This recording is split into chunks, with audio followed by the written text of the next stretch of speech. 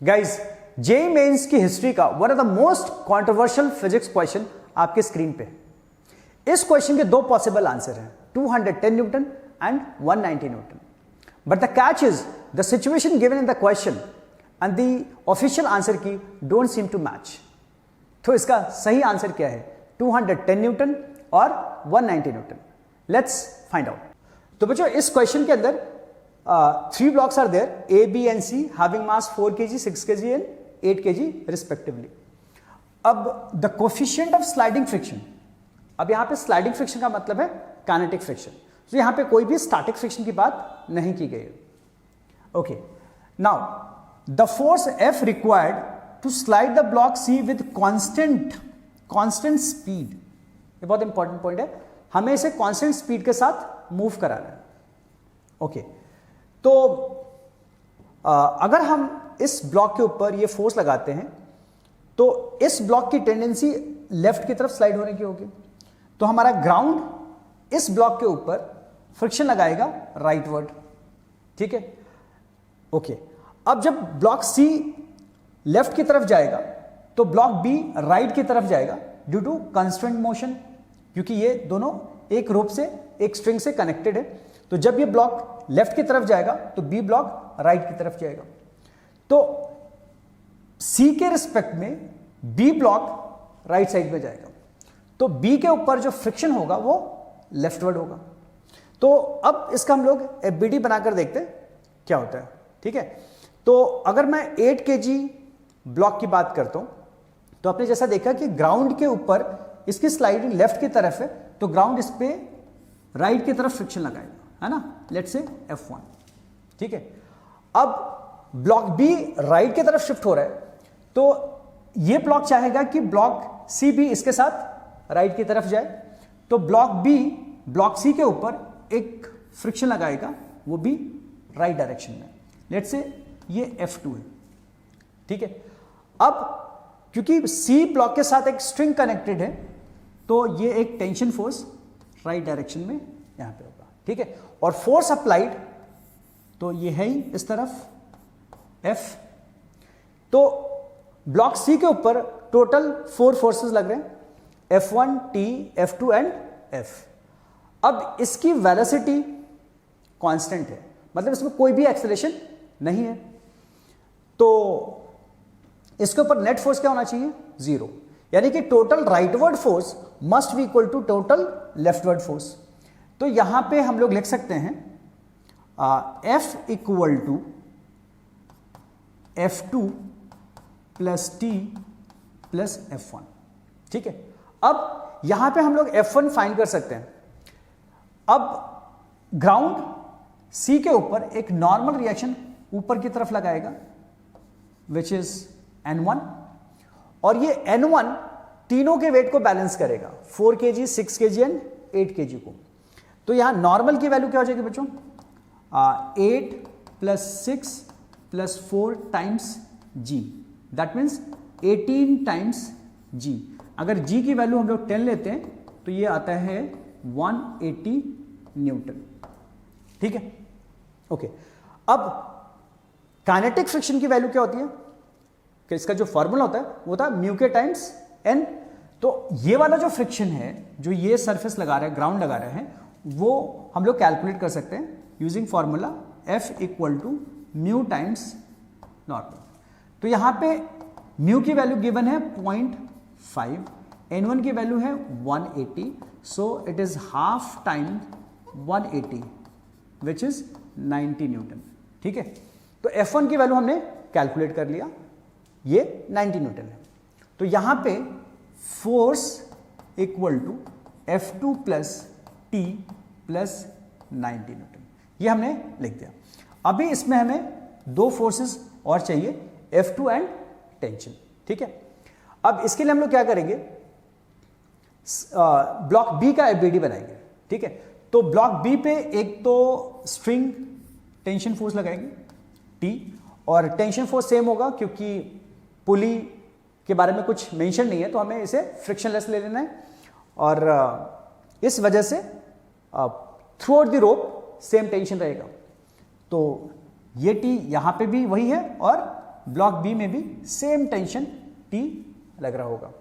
ठीक है, अब इस ब्लॉक ने सी ब्लॉक को F2 फ्रिक्शन दिया है राइट की तरफ, तो एक्शन रिएक्शन पेयर की वजह से अगर इसने F2 फ्रिक्शन फोर्स राइट की तरफ लगाया है तो ब्लॉक सी भी इसके ऊपर फ्रिक्शन लेफ्ट की तरफ लगाएगा, तो ये एक फ्रिक्शन यहां पे आ गया F2। ठीक है, अब ये ब्लॉक सी ब्लॉक बी के ऊपर एक नॉर्मल रिएक्शन लगाएगा अपवर्ड डायरेक्शन में, लेट्स से N2। अब ये N2 6 kg और 4 kg यानी कि 10 kg को बैलेंस करेगा, इसके वेट को बैलेंस करेगा। तो we can write N2 equal to 6 plus 4 times g, that is 10 into 10 which is 100 newton. ठीक है, तो ये 100 न्यूटन हमारा क्या हो गया N2। अगर हमारे पास N2 आ गया तो हम लोग F2 भी कैलकुलेट कर सकते हैं। कैसे? यूजिंग फॉर्मूला, काइनेटिक फ्रिक्शन का फॉर्मूला क्या होता है, F equal to mu times mu is 0.5 and N2 is 100, तो 0.5 इंटू 100, तो ये क्या आ गया बच्चों 50 न्यूटन। तो हमारा F2 आ गया 50 न्यूटन। तो यहां पे F की वैल्यू जो हमने लिखी है F2 प्लस T प्लस 90, इसमें हम लोग क्या कर सकते हैं, F2 की जगह 50 एंड यहां पे T और यहां पे क्या हो गया 90। ठीक है, तो ये अभी तक हमें सिर्फ क्या चाहिए, T की वैल्यू चाहिए। ठीक है, तो अगर हम लोग इस पे बात करते हैं B के ऊपर, तो यहां पे B भी क्या है, B ब्लॉक भी क्या है, कांस्टेंट वेलोसिटी के साथ मूव कर रही है, तो यहां भी क्या है, कोई भी एक्सेलरेशन नहीं है। लेकिन बच्चों इस पे एक पॉसिबिलिटी है कि जैसे ब्लॉक बी जब राइट की तरफ शिफ्ट करेगा तो ये ब्लॉक ए को भी अपने साथ राइट की तरफ ले जाने की कोशिश करेगा, तो ये इस पे क्या करेगा, एक फ्रिक्शन राइट की तरफ लगाएगा, है ना, लेट्स से F3। ठीक है, अब एक्शन रिएक्शन पेयर की वजह से अगर इसने इस पे F3 फोर्स लगाया है तो ये भी इसके ऊपर एक F3 मतलब अपोजिट डायरेक्शन में सेम फ्रिक्शन लगाएगा। ठीक है, तो अगर मैं इसके फोर्स को बैलेंस करूं, क्यों बैलेंस करूं, क्योंकि इसकी वेलोसिटी कांस्टेंट है तो कोई भी एक्सेलरेशन नहीं है, तो नेट फोर्स जीरो होना चाहिए। अब नेट फोर्स को जीरो करने के लिए T must be equal to F2 and F3, तो यहां पे हम लोग लिख सकते हैं T equal to F2 plus F3। अब F2 की वैल्यू ऑलरेडी हमें पता है 50 न्यूटन, तो यहां पे F2 की जगह 50 लिख देते हैं। अभी F3 हमें कैलकुलेट करना है। ठीक है, अब आते हैं F3 पे। तो बच्चों यहां पे ब्लॉक बी इसके ऊपर एक नॉर्मल रिएक्शन लगाएगा, है ना, लेट्स से N3।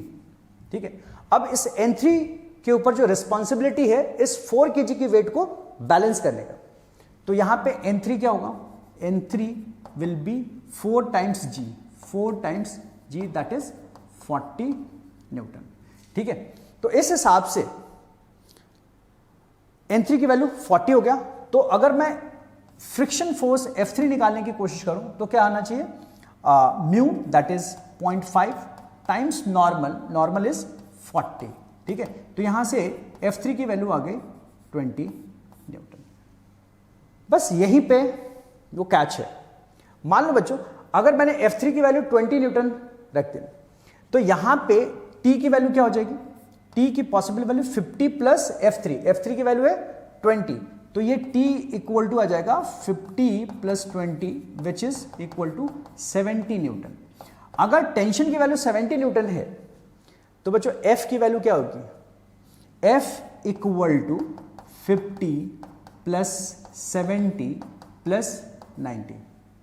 ठीक है, तो यहां से क्या आता है इसका आंसर 90 प्लस 70 160 एंड 50 210, जो कि एनटीए के ऑफिशियल आंसर की है, उसमें यही 210 न्यूटन गिवन है। बट द पॉइंट इज कि अगर हमने इस पे F3 फ्रिक्शन लिया, ठीक है, तो ये एक्सेलरेट करेगा, इमीडिएटली एक्सेलरेट करने लग जाएगा। तो अगर ये एक्सेलरेट करता है और ये ऑलरेडी एक कांस्टेंट स्पीड के साथ मूव कर रहा है और इसने अपनी जो जर्नी है वो 0 स्पीड के साथ शुरू की है।